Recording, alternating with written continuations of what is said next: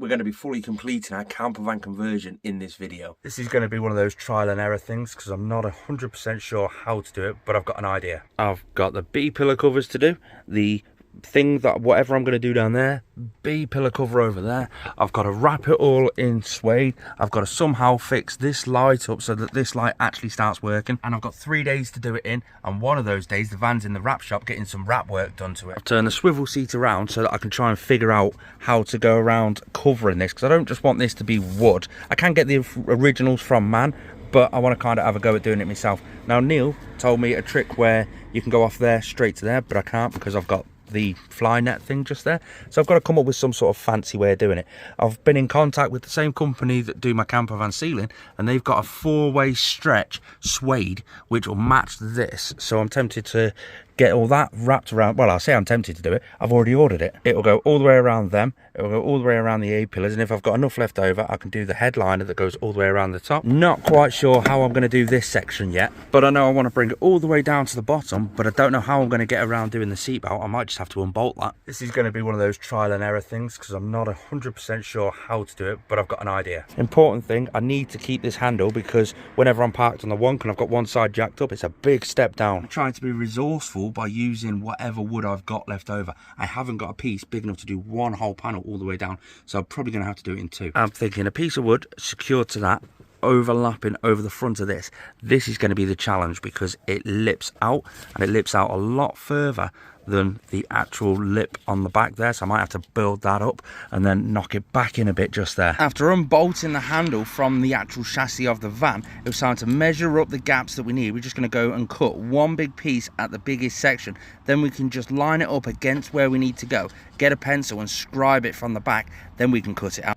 Doesn't look good, but it don't need to look good. Rough as absolute anything, but again, it's all going to be covered. I've got to think of something for up here, because when that's attached to the piece that I can attach it to, still got a bit of a gap there. But then further down here, as it gets attached to the wall, it's level with the edge. So when I cover it, it's just going to cover all the way around and suck it in. I've made this piece just here with, I've sanded the edges down. You can see the edges sort of nice and smooth down. Well, that's to go just here, so that piece lips out slightly, and once that clicks into place and actually gets glued and screwed and stuff like that, then it'll have a nice transition over to there once it's wrapped, and same down the bottom there, because again that piece actually comes out slightly.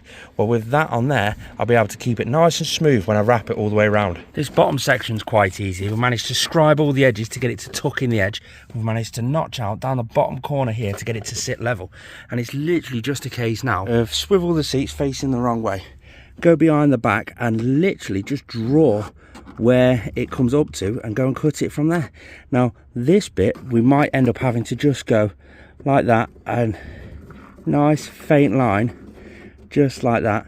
I may have to trim it down and stuff like that yet. The cut was pretty good. It sits perfectly there, sits perfectly round there. Might just need to sand down a little bit there, and then it follows the curve of the back piece just there. It's just going to be one piece of wood bent to shape in there, but I don't know what to do down here, whether to go straight down and put this piece straight down. I just need to make a bit to go from here to there and follow that curve, so I may need to do some fancy cutting and some fancy shaping to get it around these sort of angles. But I sanded all this corner down to make it a nice smooth transition for the foam backed stretch carpet to go around there. I've just tested that top piece over on this side, and it actually fits. I mean, again, I've got the same issue at the top, which I've got to try and figure something out for, but I mean, it goes right the way down, hides away. That's awesome. I just have to turn that piece around on a piece of board, trace it out, cut it, and it should fit straight away. One thing I needed to do at this point was the holes for the actual handle that I wanted. Because the whole reason I'm doing this style instead of what I've been told to do is because I want a handle on here that's actually bolted to the van. So when I pull it, it doesn't pull the actual surround off, and it works. I've got them lined up perfectly. I had to adjust them slightly to get them in, and I think I'm going to need to get some longer bolts, because these bolts are big enough to go into the bodywork and over to hold and secure the actual handle in, but they're not long enough to go through the plywood and do the same job. I guess that means an impromptu trip to B&Q. To be fair, I need to get some metal self-tapping screws for that too, and potentially some wood glue. I don't need the wood glue, but I also don't want to go and try and find mine. This is where every bank balance goes. Screws, screws, screws. Ah, there we go. K. Self-tapping metal screws. K. There we go. What do I need? Thin ones. There we go, 3.5mm, 16mm, they'll do. I wonder if I can pick up a countersink drill bit. Ooh, I got one. There's so much to choose from when it comes to glue. I just need something that's going to glue it quick. I got back and I sanded all the edges down to make it a smooth transition, traced it out onto another piece of wood, and then remembered that I've forgot the bigger bolts that I needed to get for the handle. That's all been countersunk, screwed, drilled in place, just waiting to put the actual handle on. That's after it gets wrapped. We're looking down here now. Now this bottom piece fits absolutely perfect, but how can we do this piece here? Now it's got a tuck behind there, but it can't go too far behind, only 5mm, because there's catches and all that sort of stuff just in the way. So we might end up having to just measure the biggest part, which is 9cm, make one 9cm piece that goes all the way up, and then keep offering it up, marking it out, chopping little bits off, because it's got to come up here, over this, behind there, and then it's got to follow that curve all the way around. But it's not a flat piece of wood. If it was flat, then it would come down to like here. So we have to find ways of getting it to curve and stick in place. Probably already realised that this is me just bodget and scarpering this, and that's solely because there is no content out there of people that have made this, or if they have made this, they've chopped away at the actual VANZ bodywork to be able to make a flat piece actually fit. I've got an idea, but it's by no means the best, but it's the only one I can really come up with. So if you guys can think of something, tell me where I went wrong in the comments down below. But what I'm trying to do is keep that curve going up. Now it goes in and then back up. If I can get pieces like that that fit in absolutely perfectly, I mean, it's not tight, but I'm thinking I can just glue it straight in to the side, all the way down, along the bottom, up the side, and then further up, glue along the side, a little piece, then a little piece, then a little piece, then a little piece, sand it nice and smooth, so that when my foam backed stretch carpet comes, I can stretch it round, and that's my biggest fear, it just randomly falling over while I'm driving. Basically just like that. It looks horrible, but that's just because glue's setting.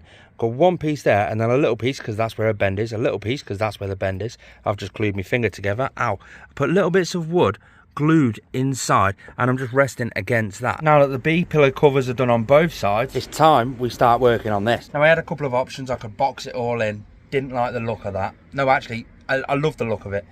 I just find it's going to be a bit tricky here. The way to box it is the wood goes on top of here, but my swivel seat overhangs it slightly, and I've got all these fancy angles around the actual handbrake, and I don't have the wood to be able to do that. I could easily go and buy it, but I haven't. I've got a different idea. See my outro flooring that's extremely dirty at the moment? Just a strip of that going all the way, following the curves all the way around, and it can tuck underneath this sort of foam flooring. This is basically just like hospital flooring, heavy duty, durable, but you can see how grubby that is. Well, it won't spray glue to that surface just there. That's where my spray glue exploded when I dropped it, but yeah, it's a bit grubby. I've got some panel thinners, and I'm just going to give it a good clean. It's just a simple case of cut down a piece that we had lying around, measure it up and cut it so that it comes up to about here, so that I can just lift that up, tuck it underneath on the top. It's quite thick stuff, so getting it round the corners may need a bit of extra heat. High temperature spray glue. I've not got much, so I may need to actually go and get some more. With a bit of sealant down there, it looks quite smart. Crap, do you know what I've just thought? I was supposed to extend that cable, run it behind here, down here, and behind there, and put a switch somewhere down there to be able to sort of turn the light on or off. Can't do that now, everything's glued and sealed in place, can I? I guess I could sort of put a switch up here maybe. Ah, typical, isn't it? I'll have to have a think about that one tonight. While we wait for this silicone to cure, should we go through those 7 packages that arrived? I've already unboxed the majority of them, but I want to have a little play with them, see what's what. This is a vacuum. I got it off that TikTok shop. Oh, it's got some weight to it, that has. I'll have some good fun with that on a Friday night, won't I? Let's just turn it on. Ooh. Hey, that's quite cool, to be fair. Does it actually work? Got some dirt, got this. Oh my god, it actually does work. Next, little box. I'm quite chuffed with this one, actually. This is off eBay. No, is it? Yeah, it's eBay. And it's an adapter, which I didn't know this was actually possible to do with a camper van. The electric hookup side of things, I've just left that as it is for now, because I've been a bit scared to mess around with 240 volt too much. But the inverter that I've got has got a UPS function, so if it's hooked up to electric hookup, I can plug that UPS into the electric hookup, and all the 240 in the van becomes active and safe because it's obviously grounded. but it doesn't use the power off the battery, it uses the power straight from the mains. Well, this little adapter plugs straight into that UPS socket on the actual Renogy inverter. You wire it there, and that goes to the electric hookup. No consumer units, no nothing like that. That will mean every time I plug into the electric hookup, it will just go direct straight into the inverter and turn on all the 240 volt sockets. From the inverter, I can then go off to a consumer unit and then off to the actual plugs that are in the van. It's just one thing that I want to do, £6, why not? Quite looking forward to seeing the actual quality of this, because again, TikTok shop. It's a chopping board, because I haven't got a chopping board in the van, but a bamboo one. I just got to get some rubber feet to whack on the bottom so I can leave it on, it doesn't slide around. But I've now got a chopping board. This next one comes in a few different particles and bits and bobs. I'm proper looking forward to trying it. So it comes with a power bank, because you can run it straight off a power bank. Just charge that up and then plug it in. I got a water bottle with it, and I got a big tote bag. But it's one of those little mini water-cooled aircon units for inside the van. You know, on those unbelievable scorching hot days, you know, because summer is no longer actually the hot season, it's the rainy season, for us in the UK anyway. And I'm looking forward to trying that. You basically put some cold water in it, and in the autumn, when we get our big heat waves, that might come in extremely handy. What's this one? Oh, yeah. So, the van is on the show and shine field at the Dubbed Out Festival. And when I told Lee down at VANZ Adventures, who made all the furniture inside this camper van, I says, give us some cards, because the amount of people that I'm going to hope to come in and chat to me and say hi, anybody asks, where did you get your units from? I can just give him a card and say, contact him. He mainly does MAN TGEs and the new modern day sprinters. What's this? I didn't expect this. Ah! I got merch. I am a sucker for merch. As you can probably tell, I'm wearing Rogue alloys at the minute. VANZ Adventures. Literally, I kid you not, my entire wardrobe is just merch. Any brands out there want to send me some merch? Drop it in the comments. There's an email address in the description. Drop me an email. Next one, I'm actually going to get out the box because... come with a little note first. Hi Richard, enjoy these on your travels. Cornish tea and coffee. Oh, check this out. 240 Cornish tea bags. I cannot wait to try them out. Danielle's been raving about them for ages. She's a big Cornish girl. She likes to go down and do the whole beach bunny stuff. But it's coming, there's another box in here. I think this is actually my last package. I don't know. Ooh, Cornish tea mug. Got to struggle to try and find places for all this stuff. This is why you need to watch your weight when you're in your self-built camper van, because you just end up keep putting stuff away and you never actually add the weight up. I mean, this bamboo chopping board is quite heavy. You're never going to guess where day 2's going to start. Well, my wrap got cancelled. Not so much cancelled, more postponed a day. The bloke who was doing it's running behind a little bit, so I said I don't mind moving it till Wednesday, so that's tomorrow. We're back down B&Q. I'm getting really good at this, going into B&Q and only coming out with what I actually need. I got some car shampoo just solely because I've got to get, well, I want to get the van washed before it goes in for its wrap work tomorrow. And I got a couple of tubs of spray glue because today's task is I'm going to tackle those back doors. Now the idea that I've got for that is use this sealing material, embossed suede, to go on the back doors. But I did it on this panel on the sliding door and I've ended up with these like pin clips just sort of popping out, and I don't want them to show on the back door, so I've got an idea. But first I need to get everything off the back doors because I want to reuse the wood and save myself a bit of money. I've got to get the coat hooks off, I've got to get that off, that off. The other door hasn't got anything on it, so that should be pretty fine. The way we're doing it involves these little clips here. I think they're called Christmas tree clips. We get the panel off the door, and it's quite nice to know that it's like bone dry under there. It's just a nice little added factor. Some of the holes we drill out to 8mm. We'll drill the subsequent hole out on the actual panel to 8mm. We put this clip through there, and then we carpet over it. Then in theory, these clips should just bash straight into these holes when the panel is fully carpeted and fully lined. I've just got to hope these are actually long enough to go through the wood and get a good grip into there when the carpeting's actually on. Now before I even start gluing, you can see what I'm doing, the pins are sticking through, and then I'm going to cut it, wrap it around and stuff like that. But I want to try and make sure it's level with the actual pattern. This is the underside of the suede. to get that level, I have no idea what to do. So I think I'm just, because the door is completely odd shaped, it's not even or anything. The only way that I can really think about doing it is the top of the door handle is level, so I've leveled that up with the pattern underneath, and the bottom, I think that's not level either, because that comes down on a slight slope. There's not much I can really do except lift it, spray glue it, drop it back down, and work my way down the panel to do it all the way down. Just a case of shake up the spray adhesive, I pick it up in one corner straight onto the back edge because that's the straightest, and start going mental.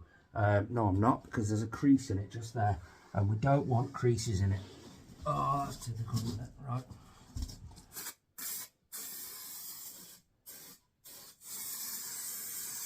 I've still not turned the panel over yet to check what it's like on the other side, but all I'm doing is dropping a bit of spray glue on, folding it over, then I've got a staple gun which I found in the bottom of my toolbox, and I'm just dropping a few staples in just to keep it nice and tight throughout. When it comes round to the pins, I'm cutting it all out on all the pins so that hopefully that fits in really nice and snug and holds it nice and secure. It's just a case now of turn it over, see what it's like, and then go and put it up against the actual door. In theory, it should just clip straight into the holes that I've already put on the actual door. You know what? I am absolutely delighted with that. That is really, really nice. So there's the before, just a standard whiteboard.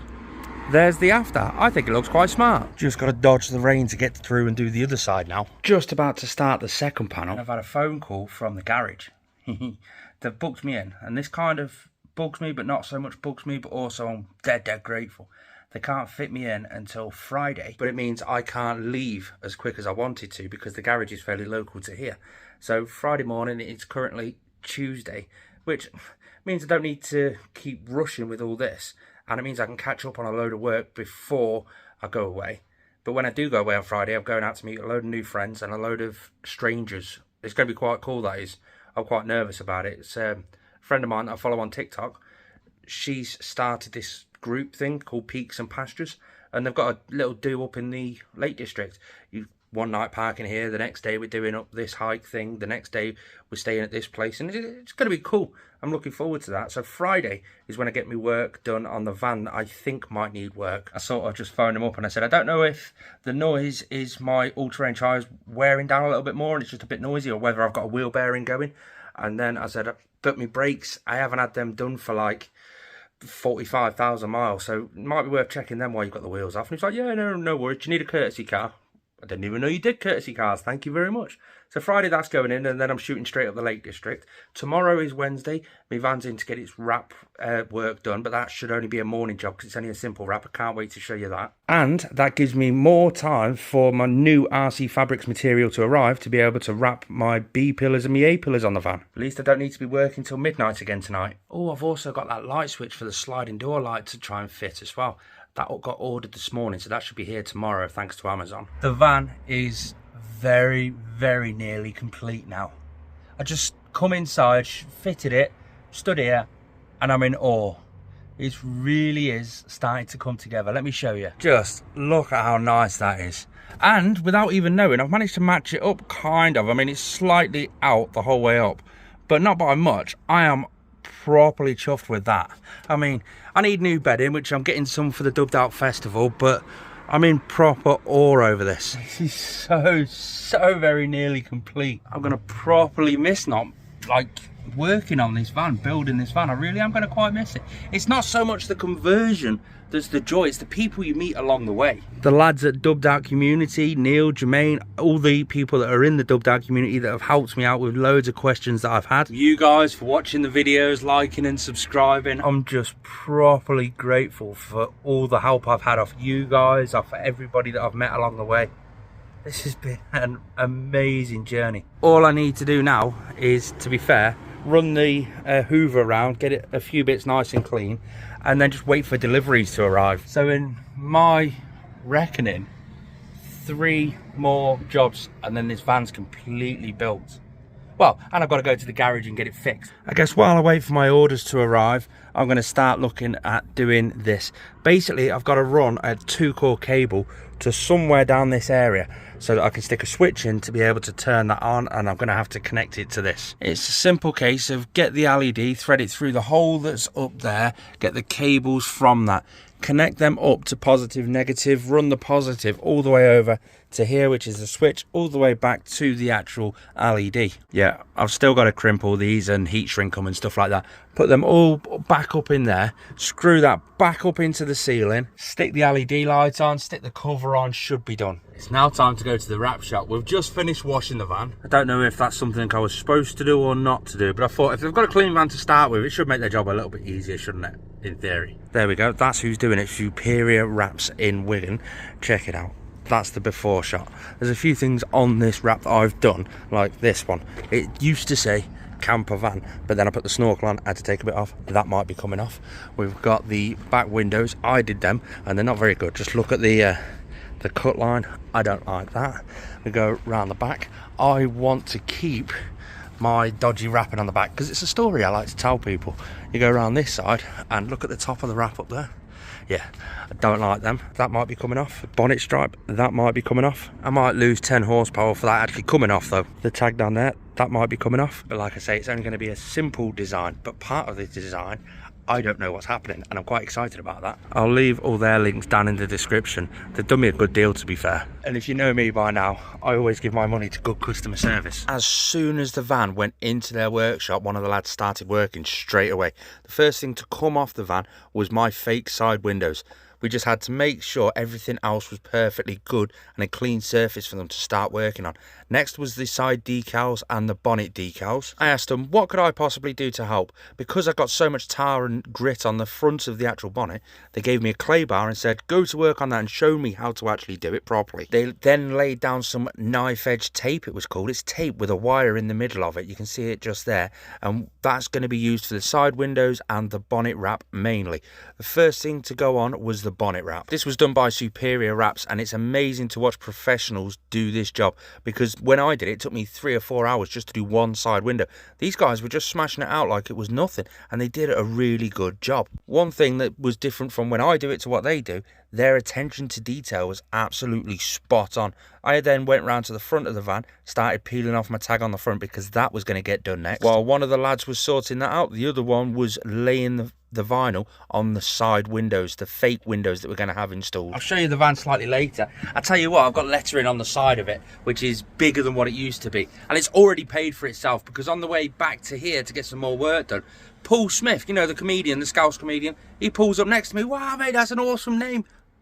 I was like proper fangirling. Anyway, it's time to move over to the suede for the B-pillars, because that's just arrived. I'll show you the van a little bit later. This is the suede we've got. So it's just like this. You can see that. Look at that. Oh, I love it. It's absolutely amazing. And it matches the ceiling absolutely perfect. It's from RC Fabrics. Again, the same company that done me ceiling, that's done me back doors. It's just absolutely awesome. And it's foam lined, so there's a bit of give in it too. That's going to look absolutely amazing wrapping around there. I can only do the driver's side at the moment because I still need to add the switch up there somewhere, but I'm still waiting for that to be delivered. So I'll start on this side. My theory with this is I want to still make it so that it can be removed. Let's say an incident or somehow it needs to be removed, it still needs to be accessible. Plus I'd still kind of like to keep that in place, so I need to get that clip off. That's going to have to go on after. I've got that clip down there, so I've got to get that off. That's to access the seatbelt, because I'm going to have to remove part of that to be able to get it to work perfect. And I've got a door switch down there which tells me, or it turns off the motion sensors on the inside. I'll have to get that out. First problem I've just come across, and it's quite a big one. The bolt that holds the seatbelt in is rounded off. It's already been rounded off, so I can't get it off. Believe me, I've tried every way of trying to get that off, and it's just not coming off. But van conversions are all about trying to find solutions. So the solution I've come up with, and it's the only one that I can really feasibly think about, is wrap from there all the way up and then wrap the bottom part separately. But then I've got the seatbelt coming through. How can I get around doing that? My only option, the only way I can think about doing it, is to just stick a slit in there and pull the seatbelt through, but that slit's going to have to probably come across here and across there. I really didn't want to have to put a join in there. It really is a pain. I'm not happy with it, but it's good enough for now. It's as good as expected. The thing I'm not happy about is I had to do the cut. I had to cut it one side. My theory being I cut it on that side because when I am in the front, I'm always looking forward. And when I'm in the back, I'm always looking here. So I want this side to be good. I never see that bit, except for when I'm getting in and out. Problem is, I know it's there now, so I'm like, ugh. I managed to actually get the seatbelt off this one. So I've just sort of tied it there while I work down there. I've got to wrap the bottom part before I wrap the whole thing. And that's because the whole roll that I've got isn't long enough to do from there all the way down to the bottom, which is a pain, but we'll make do. It's the worst part of a van conversion, sat around waiting for orders or me not ordering in time. My order has arrived. This is where things may potentially go wrong, solely because when you can see the lights at the end of the tunnel, you start rushing and getting there, and then stuff tends to go wrong when you're rushing. But I've got that little switch to try and fit in just up there. Got a little hole saw to be able to get it into where I want it to go. Thread the cable through the back there, down behind there, connect it up to this, done. Well, done for in here. I still need to connect it to the fuse box that's in the garage. How absolutely gorgeous does that look? Now, I've still got little pieces of edging bits and bobs to do, but I've got to take the whole headlining down at some point just to be able to sort of tuck things in and move things into the right locations and stuff like that. It's a bit bodget and scarper. We've got the light switch up there, which I've still got to wire in the garage. We've put the handle back on. It's really, I'm so stoked with that. It just matches the ceiling absolutely perfectly. So RC Fabrics done the embossed suede on the roof. RC Fabrics did the actual suede on the B-pillars too. I think that was called stretched suede. Yes. Now it's just a piece of trim to go down there. All I've got is this fine black one. It's got a bit of a shape to it and it's just sticky taped on. So it's going to be taped onto this and the carpet. So I don't think it's going to work, but we'll try it. That's all we can do. The last job on this van, and then I get to show you the new wrap. There's one done, nice and snug. And there's the next one on. That is it. The Campervan is complete. Holy cow. It's done. It's complete. Granted, there's probably going to be loads of more modifications and bits like that I'm going to do over the time, but it's done. Let me show you the wrap. I'll tell you how I've ended up driving an Audi. Now keep in mind, I didn't have a big budget to get this van done. As you can see, it's still white. It's not a full body wrap, but this is my new Campervan wrap. To celebrate the fact that the Campervan is now fully complete, apart from one or two things, which I'll do at a later date. Whoosh. Let me walk you through it because I'm wild chuffed with this. So we've got the matte black on the bonnet, and that follows the actual line going all the way around the bonnet that's naturally on there, and we tied it in with that little piece down there. I had to take off my little tag down there. I reckon that looks absolutely banging. We've got the matte black stripe running down the side, and it's teed off on the end by just a nice gentle slope with the YouTube tag just there. If you're not already, subscribe. We've got the window. Now, if you remember my last one, it finished about here up to about here, and it was all janky and stuff, and it had a piece missing out the top. So I love the way that looks now. Just as a general side profile, it looks absolutely mental. The other side of the van is exactly the same, again with the YouTube tag. The back, there's a little bit of a difference, not a massive one. Like I said, I still wanted to keep my janky looking back windows because it's a cool story to tell. And then on the top, you're definitely going to know who you're following when you're following behind that, which is quite lucky because I drive around at 60 miles an hour, so that'll be perfect. Everyone's overtaking me. It's like free advertising. But how have I ended up driving a little Audi car? This is weird, like massively weird for me. I've never driven anything this small. The smallest car was like a Mondeo. Anyway, this is weird because I've never driven an automatic car. And DS, what does DS stand for? Well, it turns out that's drive, and it's like flappy paddle things, and this is weird. Even trying to start it absolutely baffled me because the engine's running right now, but the key's just here. It's like a proper key as well, but it's like push button key checking things. I don't know, it's weird. But this is the courtesy car German specialist gave me while they're working on my van. I've already had a little update on the van. You see, because they're in Stockport, I decided, you know what, I'll just nip down to Manchester Airport and go for a walk, watch some of the planes, have a chilled out day. Got a bit too hot, really hot. I'm like partly ginger and I shaved my hair off yesterday. So I'm going to get sunburned massively. Anyway, went and had a look at the planes. And now I'm just sat in here with the aircon on, awaiting an update from German specialists. Yeah, an update came. I had 5% left on my front brakes and my discs have been rutted in, sort of gouged in a little bit. So I've got definitely getting front discs and brakes. My wheel bearing, they've said it's safe to drive, but the part they can't get hold of, the actual wheel bearing, even direct from VW or MAN TGE, nobody has it in stock, so that's something they're going to have to order. So we're going to rebook that in a few weeks time to get sorted, and they're just going to get the back wheels off it to move the back wheels to the front of the van, solely because my front wheels have worn down a little bit quicker than my back. So if I move my back over to my front, I'm going to get a little bit longer out my tyres. I'll see how much this is all going to cost once I actually do get back up there. When the back wheels are off, they're going to be able to tell me the exact state of the rear brakes. They said it looks okay at the minute, just from what they can see, because they can't really see through my wheels. They have to look in through the back, and they can't gauge a perfect thing about it all. I knew what I meant there. Yeah, baby. What do we do? Aircon on, cold, full. Look at the temperature, it's 28.5 degrees Celsius. That is absolutely insane, but it's time to shoot to the Lake District. Let's have a look at what we got done. Because I'm in the dubbed out community on Facebook, we got a discount on the labour. And that's one of the things I absolutely love about this place. We get discounts just for being in the dubbed out community. When you need to come in and get your van plugged in to get some diagnostics work done and stuff like that, these guys always sort us out. And I got a free bag. I didn't even know that. I've just noticed that. It's got me locking wheel nut in it. Time to head to the Lake District. Tune in next time when I don't really know what the next video is going to be after this one. I've got a couple of massive videos in the works at the minute in the edit, and they're like 2 hours long at the minute, so I'm trying to edit them down a little bit, but they're going to be epic. I love you all. Thanks for tuning in. If you're new around here, guys, please subscribe.